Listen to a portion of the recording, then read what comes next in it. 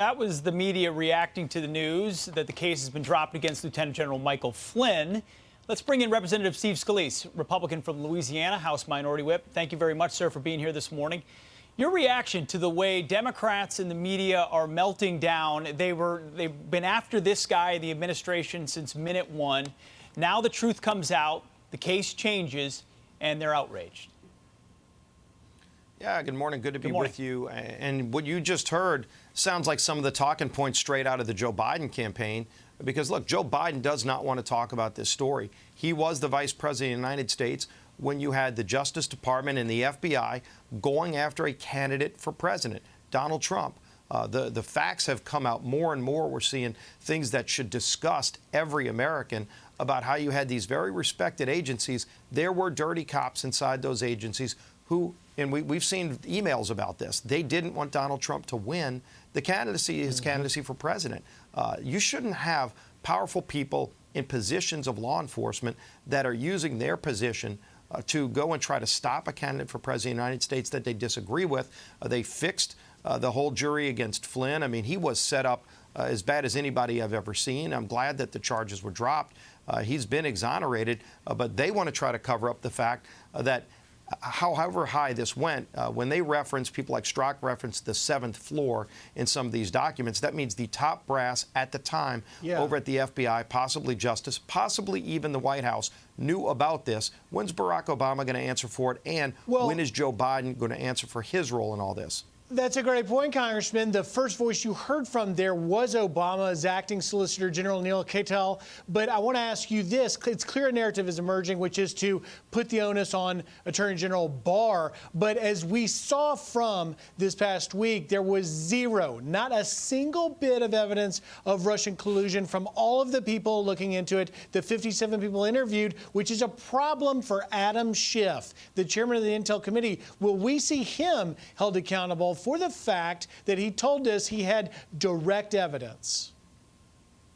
Well, he's made so many statements that have been proven factually inaccurate. And go back to some of the testimony that he himself included in the record after he gave that fake narrative about the Ukrainian call, the thing that never happened. He said to try to shift the narrative.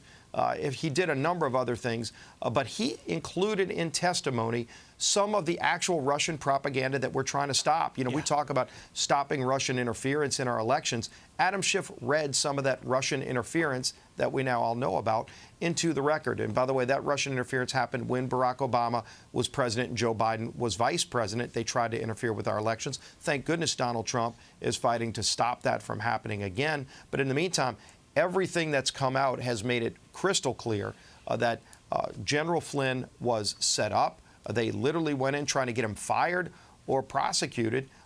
We know what Comey was trying to do to Donald Trump and entrapping him. Thank goodness Barr is out there making sure that justice is served, because if somebody is trying to be set up by the federal government, of all people, we should all be outraged by that. And the fact that some of them are still around, they need to be held accountable.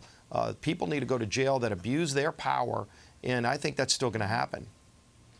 Congressman, I wanted to get your perspective on something specific. So you just mentioned that AG Barr was trying to achieve justice. And you heard in that montage, someone in the media on CNN said, this is an injustice. However, at its heart, what happened was that people in power took corrective action to restore freedom to an individual that was unjustly prosecuted. So my question to you is, what is it like being a lawmaker in this country with a media that pushes false narratives against everything that this country stands for and that Americans should be behind, which is due process and affording us our liberties?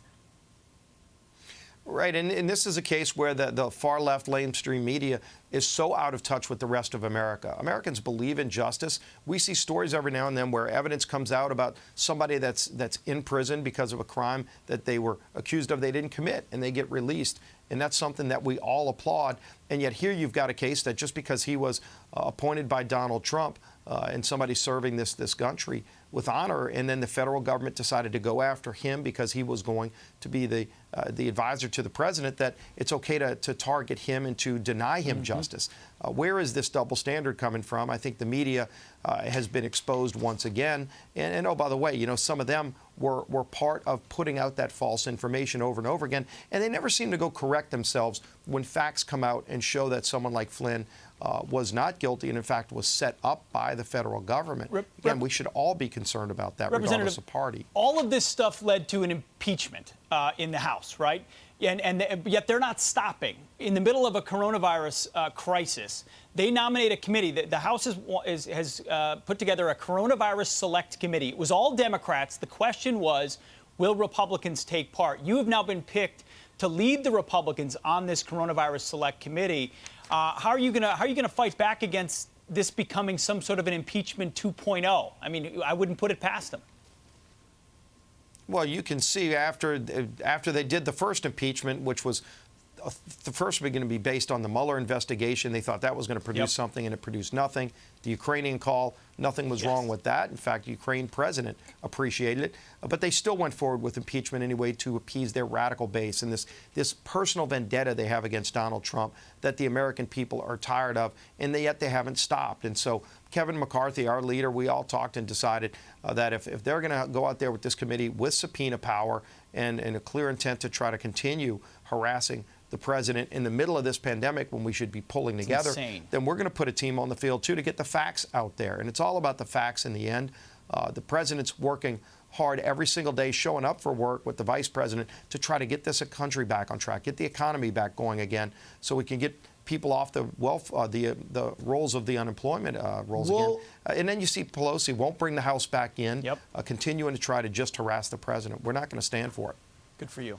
Congressman, thanks. We'll see if we see you back. You coming back this week?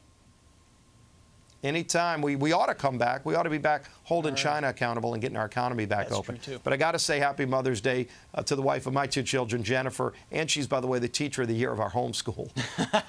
Congrats. Undisputed. I love it. Representative, thank you very much. We appreciate it. Y'all take care.